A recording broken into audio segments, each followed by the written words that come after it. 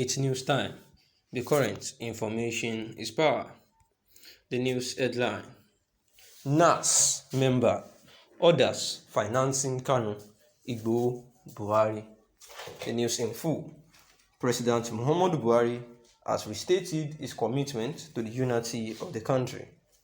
Lois Iba says that in his nationwide broadcast early this morning to mark Nigeria's 61st independence anniversary, he said that the resolve for a peaceful, united, and one Nigeria remains resolute, and unwavering warning that his government was ready to arrest and prosecute all persons inciting violence through words or action. He also said that ongoing investigations on separatist agitators in Nnamdi Kanu and Sunday Igboho, arrested recently, have revealed that a certain member of the National Assembly was among their financiers. Nigeria is for all of us. Its unity is not negotiable, and its ultimate success can only be achieved if we all come together with a common goal of having peace and prosperity for our nation. We shall continue to work on dialogue-based solutions to address legitimate grievances, but we remain ready to take decisive actions against secessionist agitators and their sponsors who threaten our national security. The recent arrest of Nnamdi, Kanu, and Sunday Adeyemo and the ongoing investigations being conducted have revealed that certain high-profile financiers are behind these individuals. We are vigorously pursuing these financiers, including one identified as a serving member of the National Assembly. This is a clear example of how people abandon their national leadership positions for their selfish gains. Instead of preaching unity, they are funding and misleading our youth to conduct criminal acts that sometimes lead to unfortunate and unnecessary loss of lives and property. Buhari also granted the conditional lifting of the ban on social media platform Twitter to allow citizens continue the use of the platform for business and positive engagement. While acknowledging the country's socio-economic and security challenges, the president said no government since 1999 could match what his administration had done in the last 6 years to put Nigeria back on track. Below are excerpts of the speech. It is with full gratitude to God that today we celebrate Nigeria's 61st independence anniversary for 1st of October 1960 to happen. All hands were on deck. East, West, North all came together to celebrate freedom. Today should not only serve as a reminder of the day the British handed over the reins of power to Nigerians, but also unified Nigerians from all ethnic groups, religions, and regions. Today, despite the challenges we face, most Nigerians still maintain the spirit of 1st October, that positive outlook and determination to make Nigeria a peaceful and prosperous nation. It is due to this collective attitude that Nigeria doggedly continues to remain a united and indivisible nation. Fellow Nigerians, the past 18 months actually witnessed a whole lot of challenges, and that the collective attitudes that Nigeria has showed continues to remain a fundamental thing that has assured that we remain united and indivisible. Since the Civil War, I doubt whether we have seen a period of more heightened challenges than what we have experienced in this period. The past 18 months have been some of the most difficult periods in the history of Nigeria.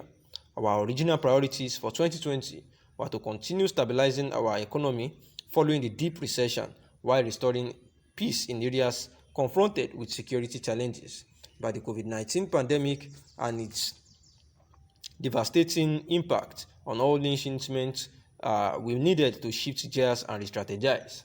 Nigerians came together as one to fight against COVID-19. It is this attitude, and by the special grace of God, we continue to survive the pandemic as a nation and indeed provide leadership and example at regional and international levels. The doomsday scenario predicted for our country never came, even as the Delta variant continues to spread. We have built the capacity we need to respond now and into the future. I will therefore appeal to Nigerians not to take COVID-19 lightly. Adhere to public health and social measures, put your mask on and get vaccinated. We can control this pandemic, but it requires effort on everybody's part. The investment we made in response to COVID-19 and will also serve our country to tackle any future disease, outbreaks, or pandemics.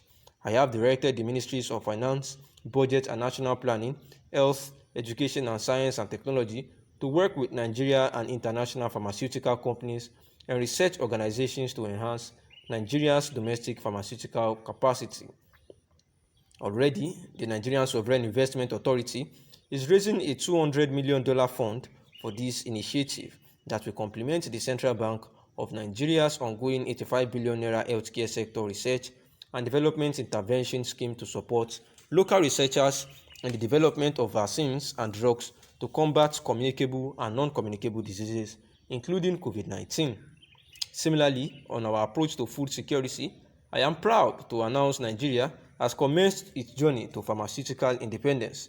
This journey, which will take years to achieve, but will ultimately result in Nigerian-based companies developing the active pharmaceutical industry, pharmaceutical substances, and competence needed for us to make our own drugs and vaccines.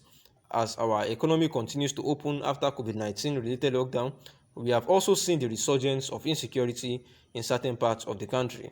In the last 4 months, the gallant men and women of the military and security agencies have tremendously recorded progress in addressing these new security challenges. We are taking the fight to our enemies from all angles, and we are winning.